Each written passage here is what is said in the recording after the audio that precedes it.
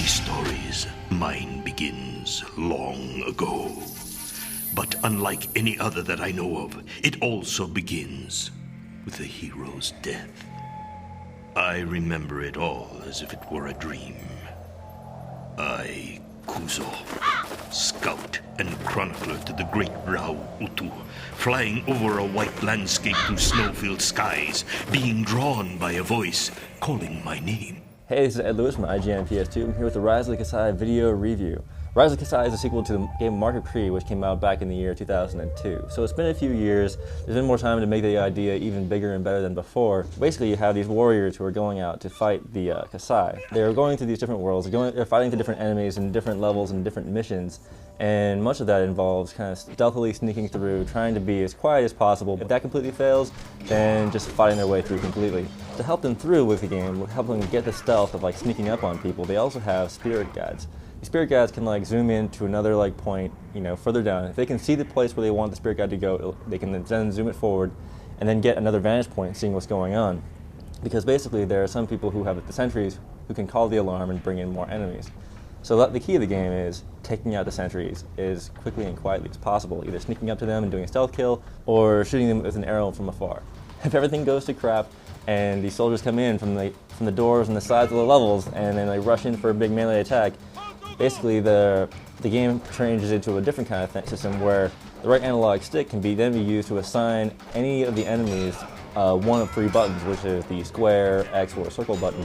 And by tapping the square, X, or circle button, those corresponding enemies will be hit by the fighter. In this way, all the different enemies in a group can be dealt with and managed pretty easily.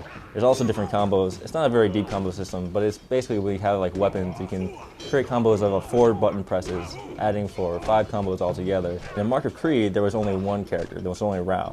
But this time, there's actually Rao and his sister Tati, because part of the game takes place 10 years into the future, 10 years after the end of the first game. And there's also 2 other characters who they're Balmusu and Grizz, and these characters have levels that take place 10 years in the past. So the storyline plays a little bit with time in terms of jumping back and forth to tell different parts of the story in different ways, which is really the strength of the game. The game is really about the huge, lush story. And the story is told in these beautiful cutscenes that happen between the different levels, or even several times even within the levels themselves, which is very much a fusion of of line art and movement, and very, very stylized.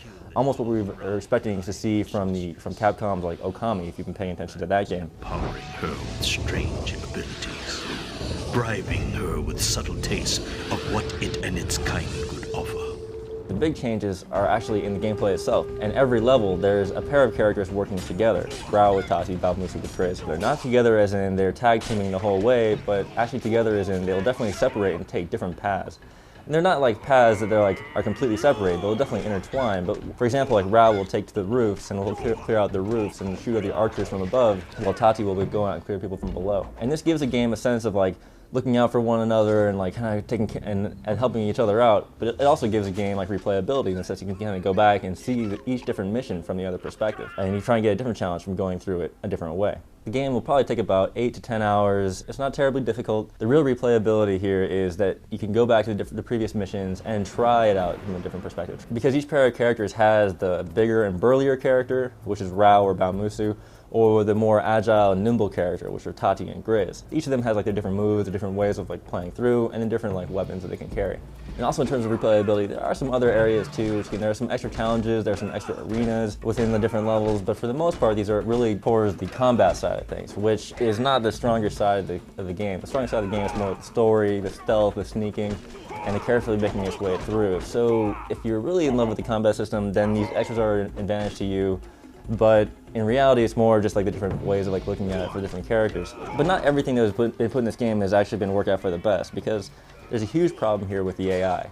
In general, when you're with the other character, we'll do a pretty good job of knowing what to do. They'll do a great job of helping out in battles, but there are definitely crucial moments, several of them, where the other character will just do exactly what you don't want them to do.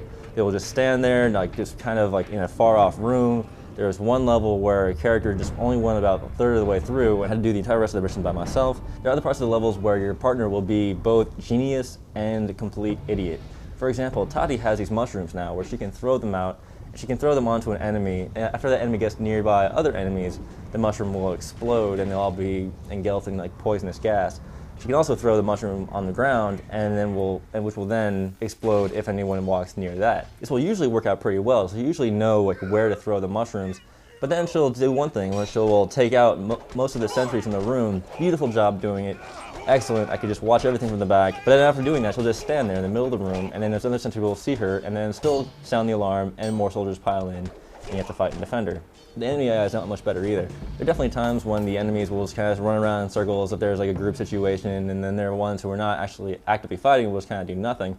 But there are other times when even the enemies who are on alert will just kind of stand there, will just not even move at all, and just kind of wait to be beaten up. There's a pretty simple set of rules controlling everything that's going on within the game. Or if you don't mind a game that has pretty simple rules for working it out and pretty simple AI to flesh out the game, then this is perfect. But it's still one of the aspects that kind of brings the game down a few notches from being a really great title. Overall, the game is a very fun ride, but with some of the details, such as like the lack of the AI or the lack of a partner, completely like helping you out, or completely like being a fully like intuitive other person that you feel is like alive and in the world, it takes the game down a few notches. It makes the game feel just like more like simpler than it could have been. It feels like it just needs to have been like fleshed out even further. It needs to be made more into like a complete game. It has a very solid adventure aspect to it, but it's really when it tries to reach beyond that it kind of falls a little flat. So still very much recommended, but it still makes you curious that after a few years later after the first game, I feel like there should have been even more. There should have been even more going into here to create more of the complete experience. Men are mortal, and time can be the enemy of fear.